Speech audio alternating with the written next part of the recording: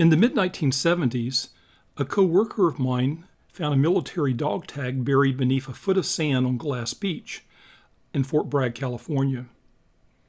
This was a chromed steel dog tag with serial number 662-46-21, and it was issued by the U.S. Navy Reserve.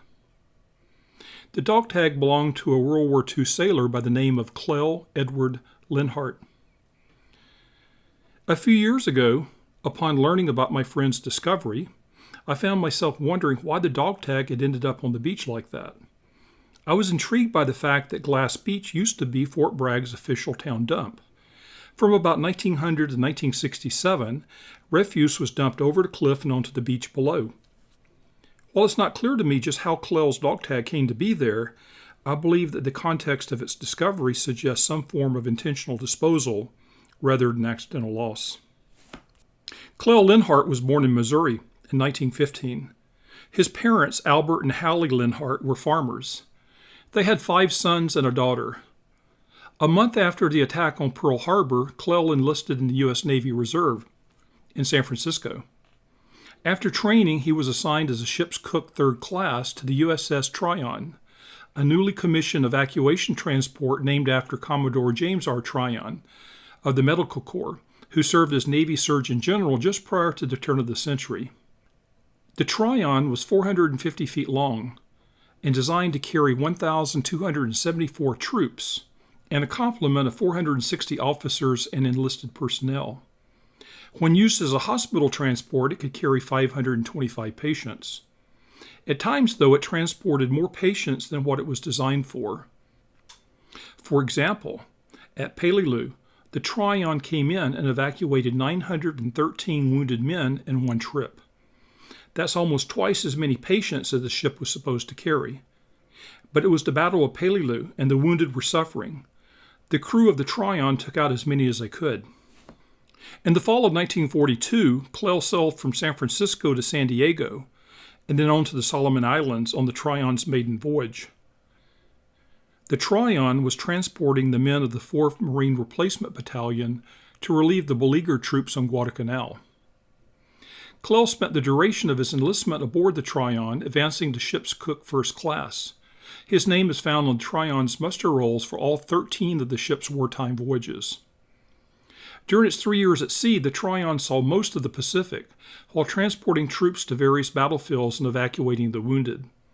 The ship took part in 4 amphibious landings, Tinian, Peleliu, Leyte, and Luzon, and it was awarded 6 battle stars during World War II. Because the Tryon was armed, she was not protected by the Geneva Convention, as were typical hospital ships. Over the course of the war, the Tryon transported 10,652 patients and recorded only 48 deaths. She also transported 64,456 troops and passengers during the same time. The Tryon was decommissioned in 1946 and then brought back into the U.S. Navy in 1950 as a troop carrier, the USS Sergeant Charles E. Maurer, named after an American soldier who was killed at Leyte in 1944. The Sergeant Charles E. Maurer was placed out of service in 1954 and transferred to the reserve fleet at Suisun Bay near San Francisco. It was struck from the Navy's list in 1960 and then sold for scrap metal in about 1968. Perhaps the most interesting of the Tryon's voyages were the last few, when the Tryon evacuated recently liberated American POWs from Japan and returned them home to the U.S. as part of Operation Magic Carpet. As a ship's cook 1st class, Clell would have had the pleasure of cooking for servicemen who had been starved for years, and he would have had to have been mindful of their fragile health. The first ship that transported liberated POWs out of Japan opened its mess and allowed the men to eat whatever they wanted. Having been nearly starved, some of the men gorged themselves on the food, and a few of them died as a result of it. Orders came down for the cooks to be more careful. Clell would have been careful, but I'll bet he hated telling the gaunt men no when they asked for more than was good for them. In his World War II diary, Captain George Steiger, who had been captured at Corregidor in 1942, describes boarding the Tryon in Yokohama on September 10, 1945, for evacuation to the Philippines for medical treatment. Those pages of his diary are all about the food he was served while aboard the ship. Clell helped cook that food. The Tryon left Yokohama on September 12th and arrived in Manila on September 19th. The next day, Clell received orders that he was to be transported to San Francisco and would there be released from service. However, since his name appears on the September 23rd muster rolls, I believe that he may have remained on the Tryon until it reached San Francisco a few weeks later.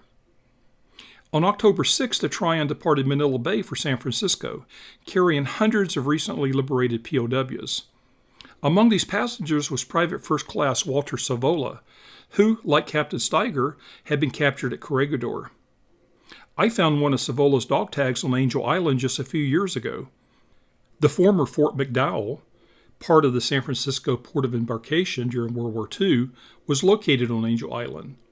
The story of Savola's dog tag is the subject of a future podcast of mine. The Tryon arrived in San Francisco on October 24th and disembarked its passengers the following day. Clell's name doesn't appear on the Tryon's roster as either crew member or passenger for that Manila to San Francisco voyage. It appears that he may have separated from the ship on or immediately after September 20th, but I'm not certain of that. I'd like to think that he made the trip to San Francisco with PFC Savola. It's conceivable that he did.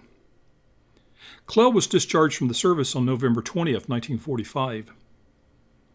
But in April of that year, he had married 19-year-old Mabel Eliza McDonald of Alameda, California.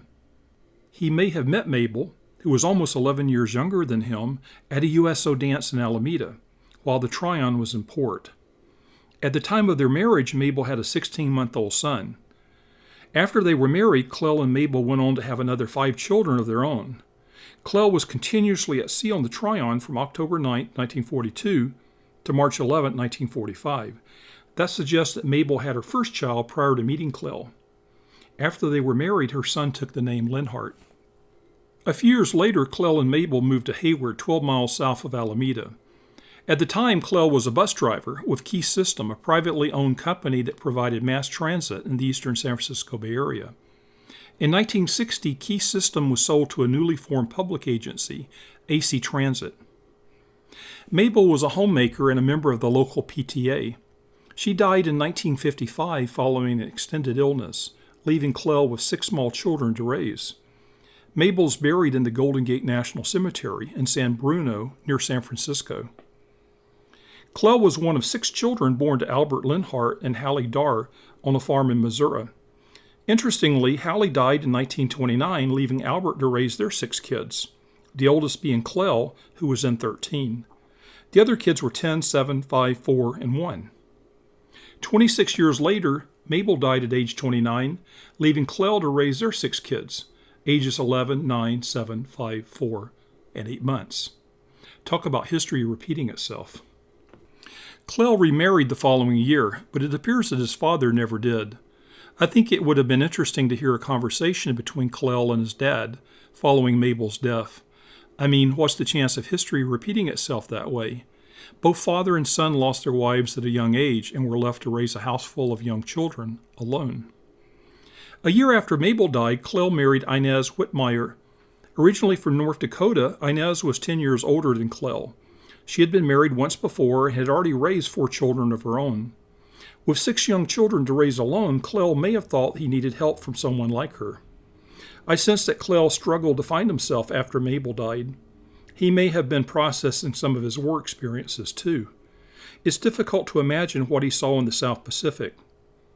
Local newspapers document a couple of vehicle accidents Clell was involved in, and at least one brush with the law, a few years after Mabel died. Inez died in 1990, followed 6 years later by Clell. He's buried beside Mabel in the Golden Gate National Cemetery. So let's return to Clell's dog tag. It's not clear just how it ended up on Glass Beach. That said, a possible clue is found in a front-page story in the Ukiah Daily Journal for September 26, 1966. According to the story, a 22-year-old man with the exact same name as Clell's stepson was arrested in Fort Bragg for armed robbery, burglary, and assault with a deadly weapon. I suspect this was Clell's son, and not just someone the same age and having the exact same name, first, middle, and last. After all, what's the chance of that happening?